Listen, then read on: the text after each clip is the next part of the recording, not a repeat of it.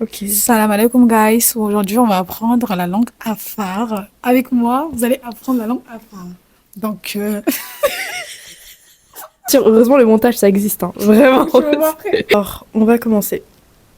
Donc, salam alaikum Aïcha. Alaikum salam. On va commencer par parler du voile, etc. C'est ok pour toi? Oui. Ok.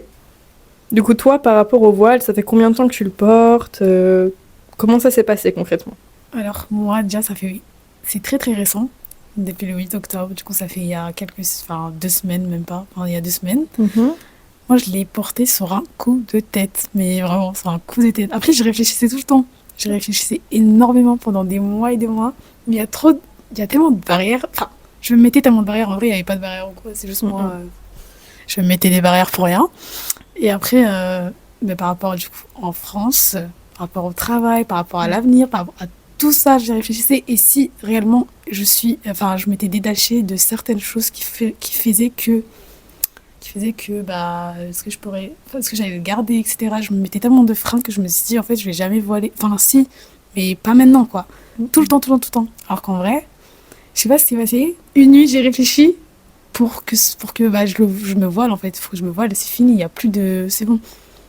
Du coup, voilà, j'ai supprimé toutes mes photos Insta où j'étais sans voile et je l'ai porté. Franchement, pas de regret. Toute la journée, sensation incroyable. Je le Mhm. souhaite à toutes les filles.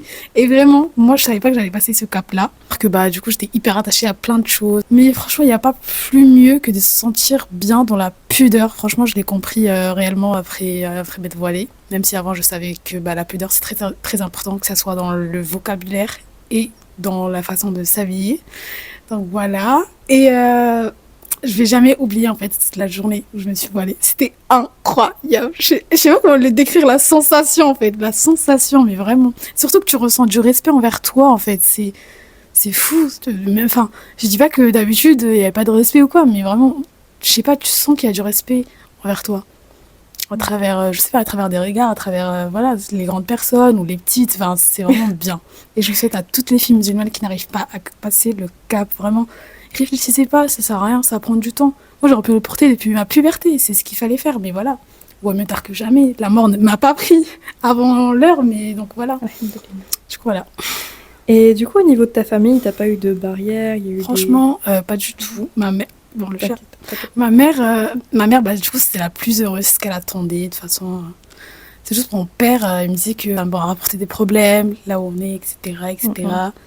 Du coup, voilà. Mais je prêtais pas attention, ça sert à rien en soi. Si je m'attarde sur ça, qui est éphémère, que ça soit, je sais pas, n'importe où je fais, tout est éphémère. Donc je me dis, pourquoi je vais m'attarder sur ça? Parce que si je meurs, bah, j'allais dire quoi? Genre, bon, bah, du coup, oui, voilà, il n'y a pas d'excuse, quoi. C'est pour ça. Vraiment, je l'ai fait. Et je vais jamais, jamais, jamais, jamais, jamais le regretter. Ça, c'est sûr et certain. T'as la certitude que jamais ça va... Clairement. Jamais. Certitude, même si je sais qu'il y aura peut-être des OSPS et tout, mais ça c'est normal, ça fait partie de l'épreuve, tu vois, du voile. Mais je me dis là, je l'ai porté, ça fait du bien. En plus, aucun homme peut voir la beauté, en fait, la vraie beauté que nous on a avec nos cheveux, donc ça fait du bien de se dire ça en fait. Que pour notre mari, bien sûr. Et du coup, ton déclic, ça a vraiment été du jour au lendemain, quoi.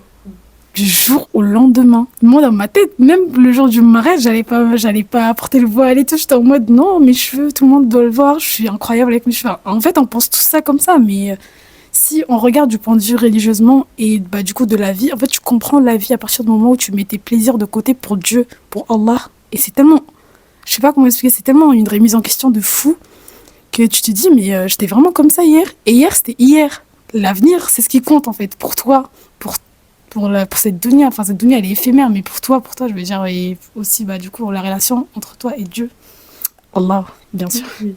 Et moi, je me demandais, du coup, quand tu portais pas le voile, tu culpabilisais de pas le porter? T'étais mal? Comment est-ce que... C'était quoi ton état d'esprit? Parce que t'as dit que, oui, t'étais pas très bien, oui... Enfin, tu savais qu'il fallait le porter, mais tu le faisais pas, et t'étais plus dans des choses qui étaient pas J'étais. nécessairement bien, mais tu culpabilisais, et c'est de par le fait que t'es Ouais, culpabilisé que tu as mis le voile, comme de ça, en mode... fou, mais vraiment. Ok, d'accord. Je me sentais pas bien. En fait, il y avait des moments où je me sentais très mal à l'aise, en fait. Mm, mm. Parce que, bah, du coup, moi, mon style, enfin, Je m'habillais pas tout le temps non plus très large ou autre. En fait, il y avait des moments où je portais des robes moulantes, des pantalons moulants, mais pas trop non plus. Mais bref, voilà, c'était pas non plus pudique de fou, quoi. Du coup, ouais, je me sentais grave mal à l'aise. Des fois, parce que je savais que les hommes, la plupart des hommes, on les connaît, hein, voilà, les regards et tout. Enfin, Oui. bref, c'est ça qui me rendait très, très, très mal à l'aise. En fait, je réfléchissais de fou. Et surtout quand je voyais des filles voilées et tout.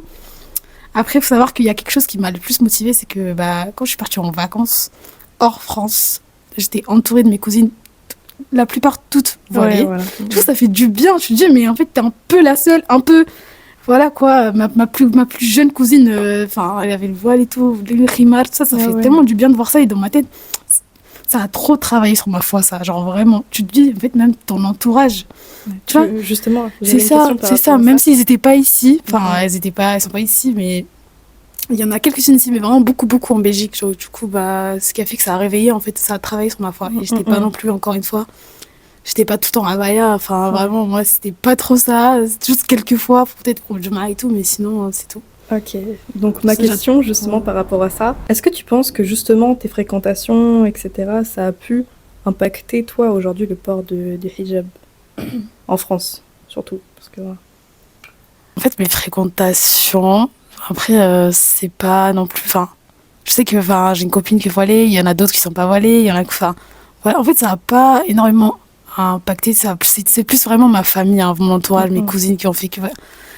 Après, la plupart des copines, on parle pas tout le temps de la religion aussi, tu vois. Genre, mes peu de copines que j'ai, on parle pas tout le temps de la religion aussi. Enfin, ça nous arrive, mais vraiment, on ne parle pas tout le temps non plus.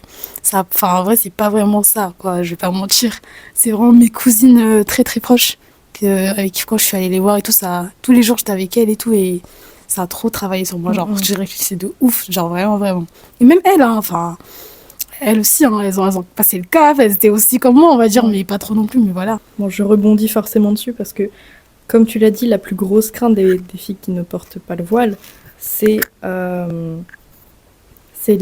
justement le fait qu'en France et beaucoup en Occident, il y ait des barrières, surtout par rapport au travail, aux études, au regard des autres, surtout actuellement parce que c'est compliqué, avec le contexte vraiment actuel. Qu'est-ce que tu pourrais leur dire? Ouais, justement, en mode... Une seule phrase, mais vraiment une seule phrase, c'est de placer sa confiance en Allah, genre vraiment. Franchement, cette phrase, je la prenais pas au sérieux avant. J'étais pas en mode très à fond dessus. En mode tout le temps, j'entendais de place ta confiance en Allah, mais en vrai, il y a une très grande définition par rapport à ça. Genre, à partir du moment où tu crois en ta foi, où tu travailles dessus et que tu places ta confiance en Allah, mais là, alors là, le reste, tout sera bon. Tout sera bon, même s'il y aura des épreuves, etc. Ces épreuves-là, à partir du moment où tu es dedans, dans la religion, ces épreuves-là, ce sera bénéfique pour toi. Genre, réellement, à partir du moment où tu places ta confiance en Allah, c'est fini. Le reste, tout est entre ses mains, en fait. C'est pour ça que je dis que peu importe ce qui peut se passer, peu importe. C'est déjà, en fait, toutes tes craintes sont entre les mains de Tout-Puissant. Donc, de toute façon, il y aura la hijra, enfin, qu'Allah nous facilite tous. Le reste, tout ira mieux. La réussite arrivera, la réussite, bonheur, tout ça, et mariage aussi. Donc. Du coup, toi, de par le fait que tu portes le hijab maintenant, que tu portes le voile, comment est-ce que tu te sens, toi, au niveau de l'image que tu as de toi? Dans le sens où est-ce que tu te sens moins jolie, plus jolie plus... T'as parlé de la pudeur et du fait que justement, genre, c'était une très bonne chose. Mais je sais que personnellement, quand je parle du voile avec certaines filles qui ne le portent pas encore ou quoi, ou même certaines filles qui le portent, il y a toujours ce truc d'image extérieure, de je me sens pas bien avec le voile, ou alors je me sens super jolie avec le voile. Et celles qui ne le portent pas, elles ont très peur justement de ne pas se trouver bien, de ne pas se trouver jolie. Donc, après, toi, comment est-ce que tu le vis? Comment est-ce que tu vois ce que je veux dire? Oui, t'inquiète pas. Déjà, il faut savoir que là, c'est le début, etc. Et franchement, tout mon ressenti par rapport au début, fait qu'en fait, le voile, je sais que je me trouve plus belle sans voile, ça, c'est sûr. Mais je me dis, à partir du moment où le voile, en fait, déjà, il t'embellit le visage, mais pas forcément genre beauté, plus, ou autre. Vraiment, c'est pas que ça. C'est vraiment, juste à dire, ça se lie, en fait, que genre, t'es préservé par rapport aux autres, par rapport aux hommes, surtout. Donc, moi, je me dis qu'en fait, dis-toi qu'en fait, c'est pour Allah. Genre, c'est dans l'obligation, t'es obligé. C'est juste dans l'obligation, en fait, c'est tout. En fait, c'est pas que obligé. Genre, ça préserve ta chevelure, ça préserve ton corps. C'est pour ça que la tenue, bah du coup elle va avec, même si des fois on a trop de WS en mode on va être comme elle, on va être comme elle. J'ai toujours des WS, hein, je vais pas mentir, il y a des WS des fois, il y a des filles autour de moi, j'aimerais bien revenir, non, en vrai non. C'est-à-dire qu'il y a des phrases par rapport au fait que genre c'est obligatoire, ce qui fait que tout est éphémère en fait. C'est pour ça en fait que je me répète tous les jours et jusqu'à aujourd'hui franchement, je, je me sens apaisée. Mais genre vraiment depuis que j'ai mis le voile, je me sens c'est comme si en fait, je sais pas comment expliquer, je me suis débarrassée d'un poids en fait parce que je sais que je prenais des péchés. C'est pas comme si j'étais la plus discrète des réseaux, etc. C'est pour ça que je prenais des péchés tout le temps. Donc ça fait du bien. Ça fait du bien de se dire que en fait, tout ça, je les ai supprimés et tout. Après, bien sûr, faut toujours pas s'afficher sur les réseaux, c'est normal.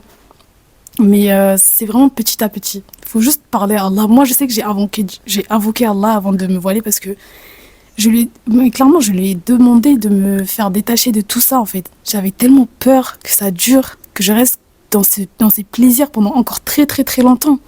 Mais réellement, pendant des années, jusqu'à quand? Jusqu'à quand? Et genre, vraiment, je lui ai demandé, invoquer Allah, c'est très, très important. En fait, parfois, on a l'impression qu'il nous entend pas, mais vraiment, il nous entend. Mais réellement, c'est-à-dire qu'en fait, la réponse, elle va venir, mais il faut juste patienter. C'est pour ça, as-sabr, trop important, mais réellement. Du coup, voilà, il m'a aidé en fait à me détacher de tout ça, mais réellement. Après, je dis pas que je me suis complètement détachée. J'aime toujours autant, des fois, oui, mais à partir du moment où en fait, je me suis préservée du coup, pour mon mari et pour Allah aussi, parce que du coup, c'est lui qui m'a aidé en fait à me détacher de ces choses éphémères. Donc voilà, je me trouve très très belle avec le voile et vous allez vous trouver très très belle avec le voile. Vous inquiétez même pas, le voile, il embellit le visage. C'est juste que notre vraie beauté, du coup, il le cache. Et ça, c'est très bien. Ça, c'est très bien. Notre vraie beauté que Dieu nous a donnée, c'est mieux de le cacher. Et vous allez voir, c'est encore plus beau de se dire ça. Toi, t'as une dernière chose à dire ou quelque chose à rajouter par rapport à ça? Par rapport au voile? Ouais, au voile, toi, comment tu sens? Foncez. Faites-le, parce que la mort, elle ne prévient pas. Au moins, vous avez fait.